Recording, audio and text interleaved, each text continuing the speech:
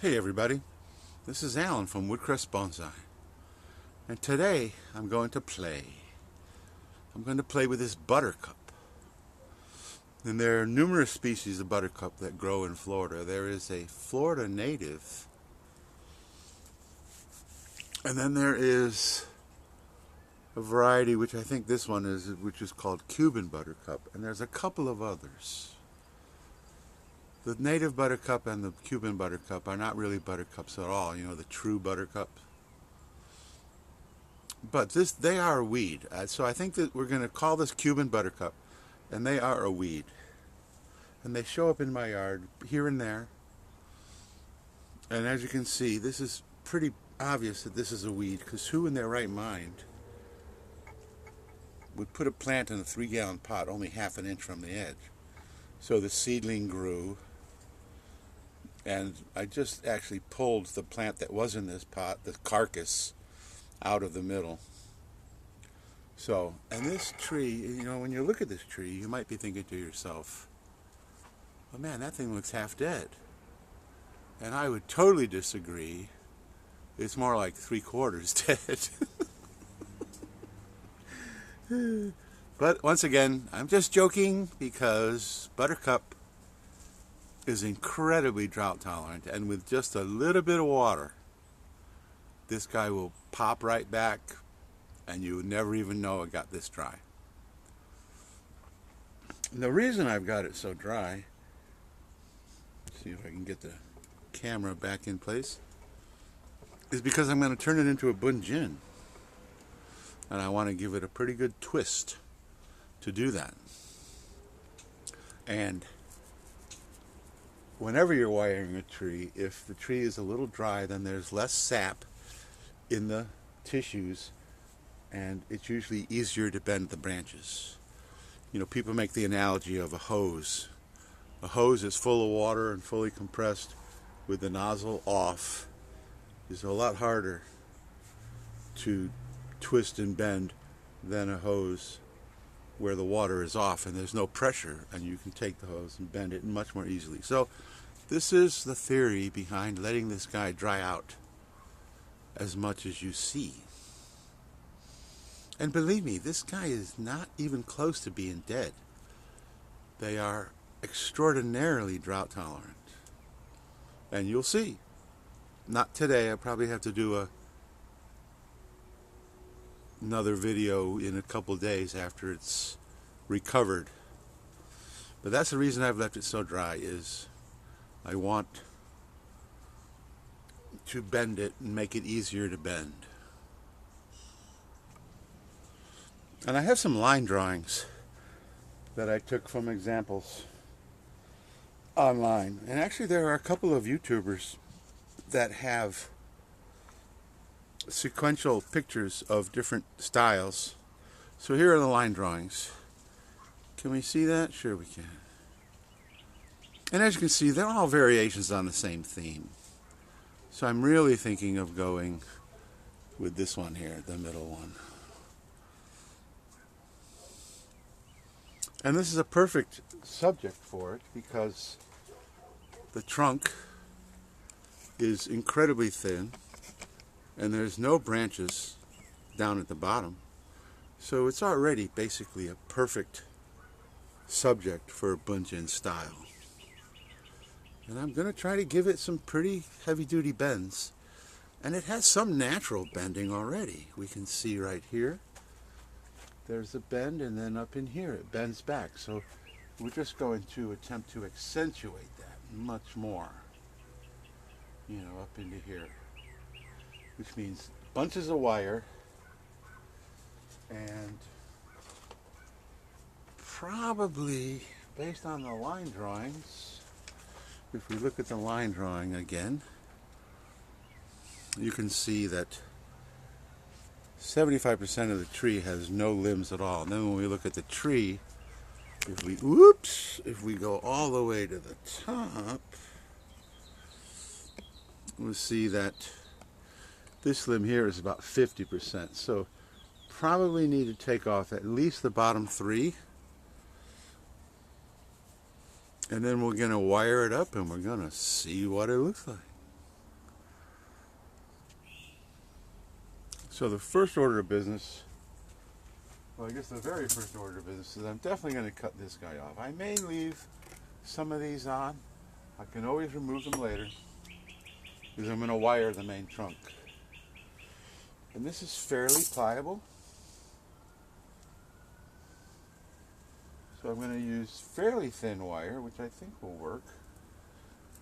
And typically what happens is when you wire a long trunk like this, that the trunk up in here will need thinner wire. It won't have the same strength as the trunk down here.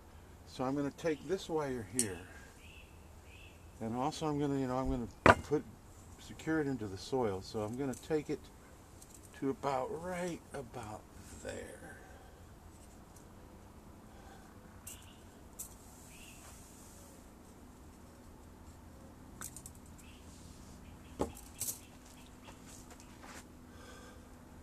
So that looks pretty good. And then here we go. I'm gonna roll up my sleeves. And I'm gonna bring it closer to me too.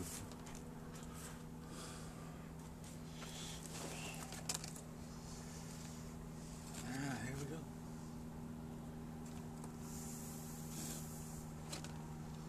So whenever I wire, I try to get my coils at 45 degrees. And I want to wire so the wire is secure enough where it's going to do the bending, but not too tight. You don't want to grind it down into the branch, because then it will form, it'll have the potential to form wire scars much more quickly. And we don't really want wire scars.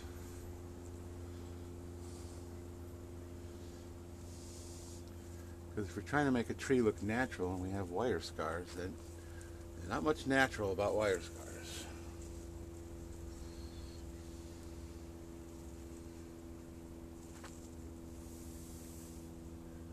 So that went pretty high. But then to do the top, I'm going to take another piece of wire, the next thickness down.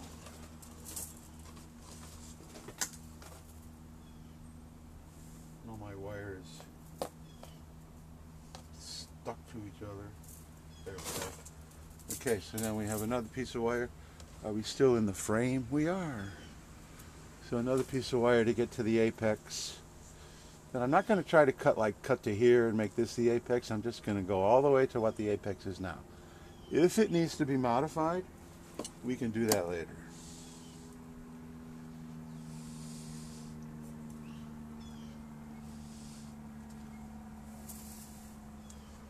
And this is probably a little long, but that's okay.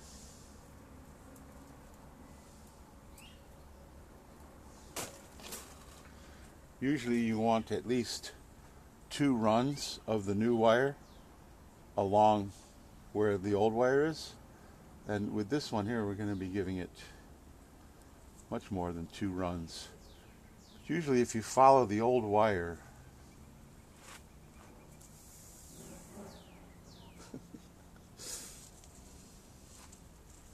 for 2 revolutions, then that secures the new wire pretty well.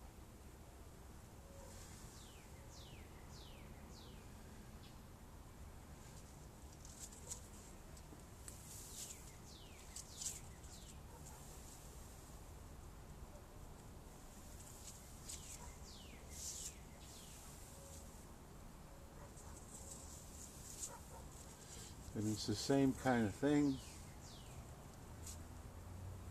Secure enough to get the bending that you want, but not too tight.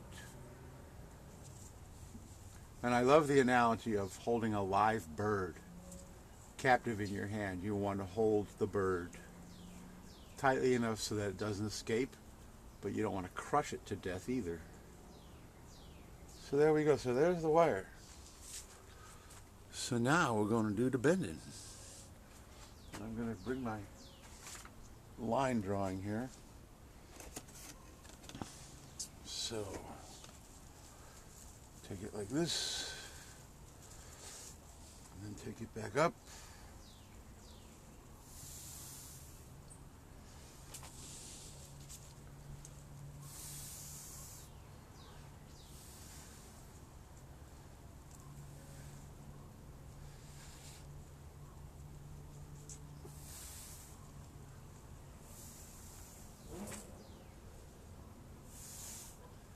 You want each successive bend to be a little tighter. And the trunk is kind of doing some strange things. Of course, it is a buttercup, so. And now I'm realizing that we have no branching up in here. So that's going to make things interesting, to say the least. Although we have a bunch of buds that probably will be able to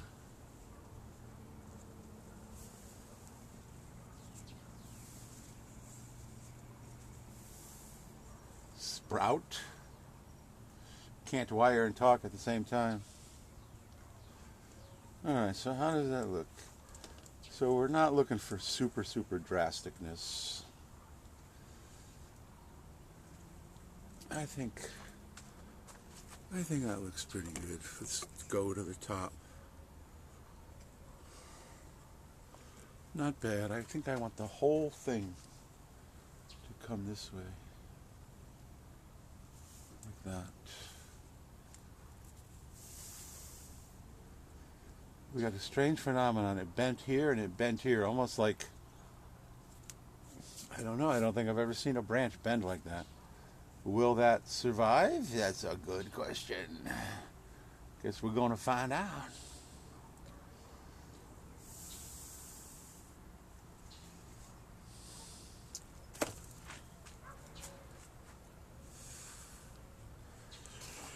Right now, it's looking pretty ugly.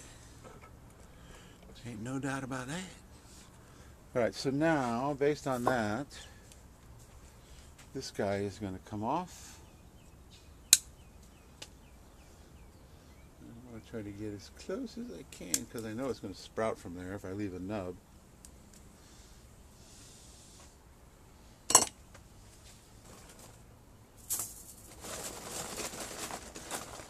I'm looking through my used wire, see if I can find some pieces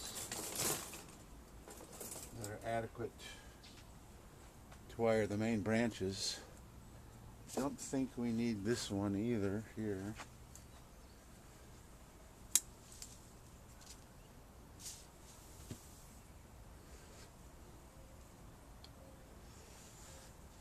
Okay, so now, yeah, that's nowhere near enough. Just use fresh wire, good wire. So these guys are really flimsy, so you don't need heavy duty wire.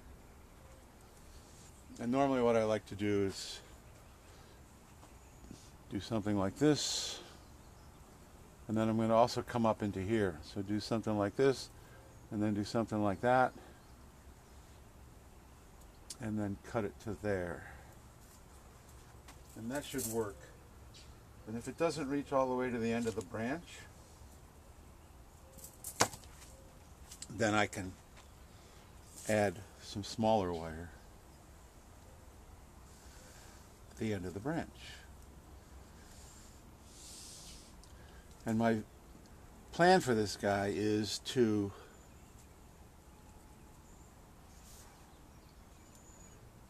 wire these guys into place at the length that they are, but then take better care of the plant, because right now you can see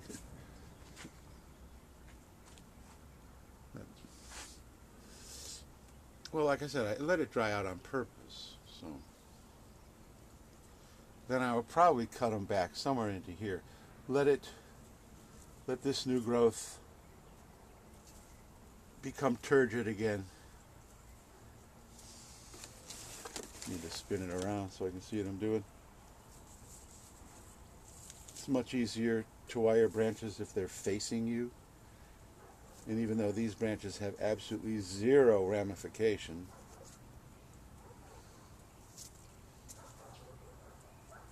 still easier to wire. Alright, so now, are we back in the frame? We're going to give these guys that gentle swoop. And like I said, probably cut it to here, and maybe even cut it way back here, and then let new growth grow to form the ramifications. But for right now, we're just playing.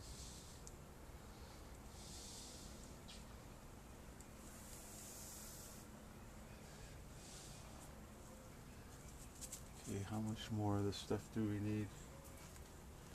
I want a back branch.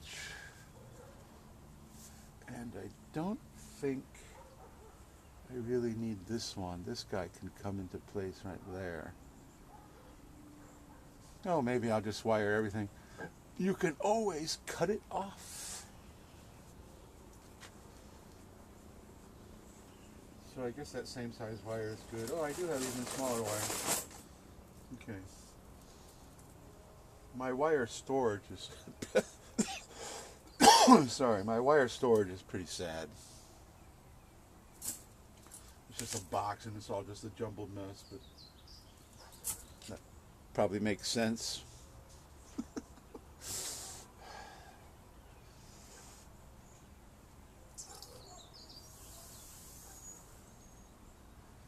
Oh, I've got that guy. Okay, so take him to about there.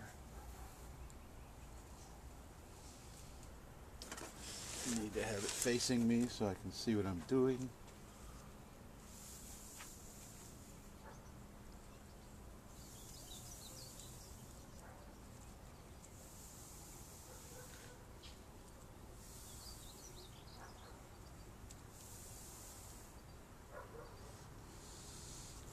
As it truly is a phenomenal plant for drought tolerance. And of course it sulks tremendously too, even the slightest bit of dryness, and it begins to do what it's doing right now. Just massive wilt, just with the smallest amount of dryness.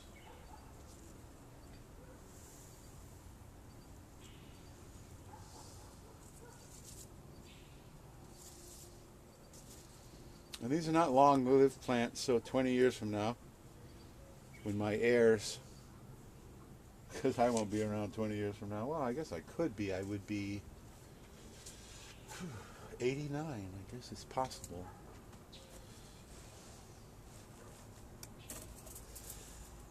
Alright. Then you get these two guys here. Same kind of thing.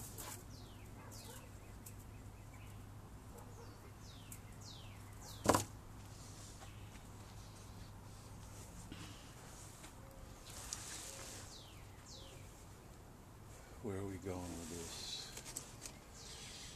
Let's go to here with that guy. And then go to here with this one.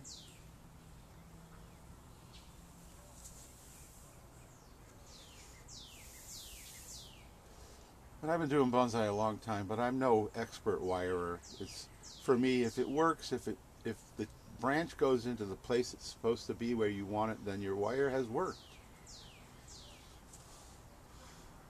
I don't know if the rest of the world had this tire company, but there was a tire company around here, and this guy would come on and he'd say, "Tires ain't pretty."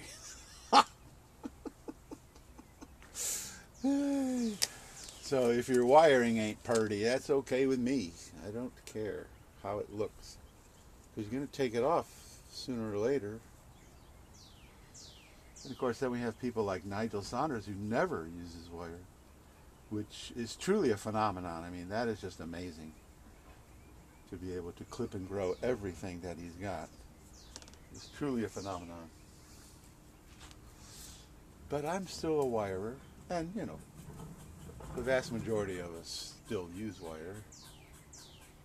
So, about like that.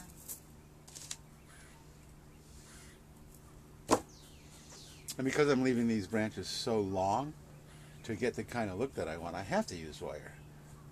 And the clip and grow method, I'd be chopping everything off to about like right there, and then waiting. And I probably will do that eventually.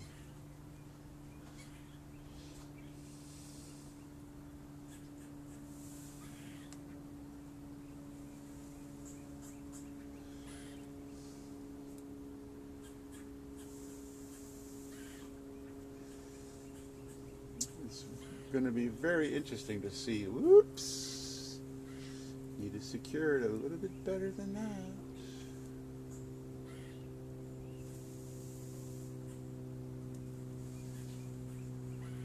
It's going to be very interesting to see if the apex, it's got a bend there and a bend there, and it's kind of like, you know, maybe I'll try to do a close-up, show you what I'm talking about. Okay, bring this guy towards. Now there's a perfect example of a really shabby wiring job, the way it's right here. But because these limbs are so thin, and they will be able to be put into place. Okay. So here we go. I think this is the front. Is this the front? I think so. And I'm looking at my line drawn. And you know, in a perfect world, you want all your branches coming out of the outside of a curve. This one's out of the inside of a curve, but I think it'll still be okay. And then give them all the same sweep. Give them all the same sweep.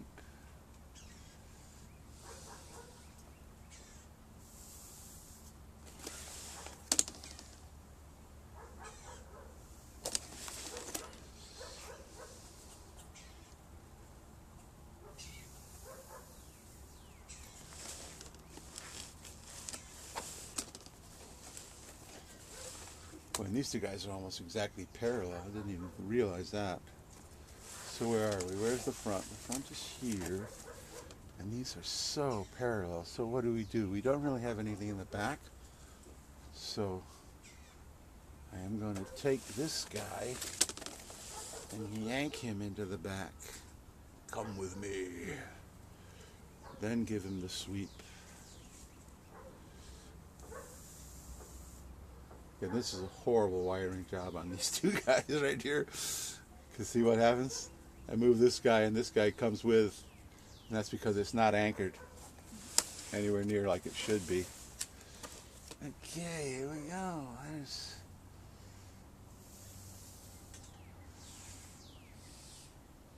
That's right. And then we really need something on top, obviously.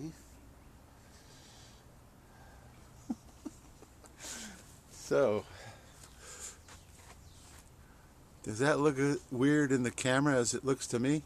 Hey, it's okay.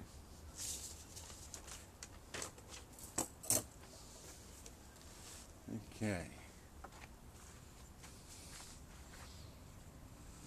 Wow, something's missing. Big time. Like basically the entire top. Needs at least a couple more branches. We got this little tiny guy here that could possibly do something. But anyway, there we go. An attempt to Bunjin an extraordinarily dry buttercup. So, can I do the close-ups of the bends? See right there, it literally just bent in half. Now, will there be sap? And it did it here too. It did it here, and it did it under this wire too. So, will the sap continue to move into the apex? Maybe not. Of course, then I could always take this guy here as the apex. I could just bring him up, and he'd be the apex. And in fact, that might even be the way to go right now. Just take it up as the apex and create more taper.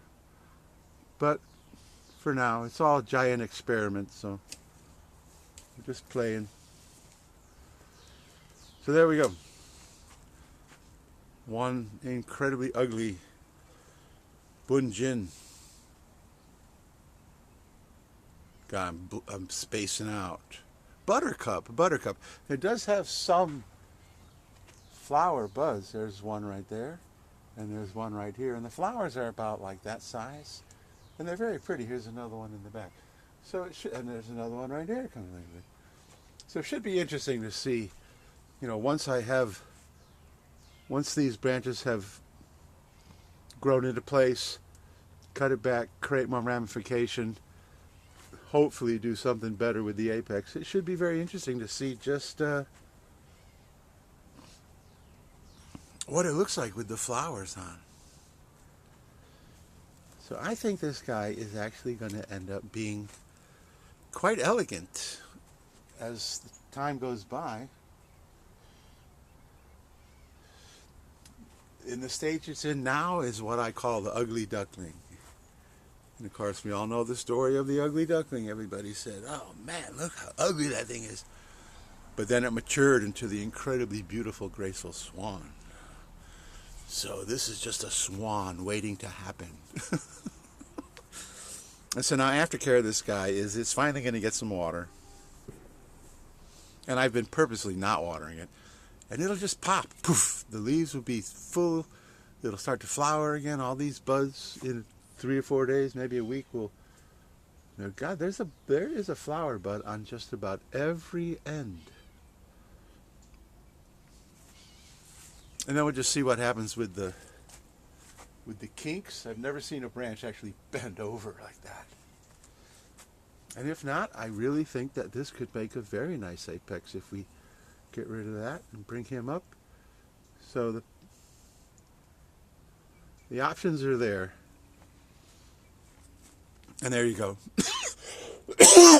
Sorry. Still not over my cough.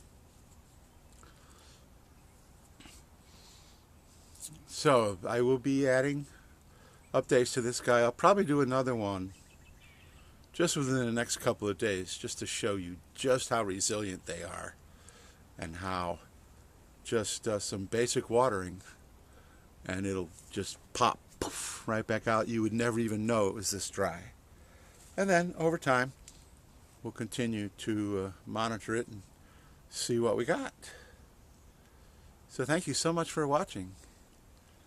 And if you're curious to see how this guy is going to develop, best way to do that is to subscribe if you haven't already and hit the notification bell. And so then when I drop another video featuring this guy, it'll come up in your feed. And if you like this video, please give me a thumbs up. This is unconventional bonsai material, there's no doubt about it. It's not going to live 20 years. But I have some of these weeds, you know, some of these as weeds in places. And they're easily 2, 3, even 4 times as thick as this one at the base. So they do get, you know, they get about 3 or 4 feet. So anyway, thank you so much for watching. And we'll just see what happens with this puppy.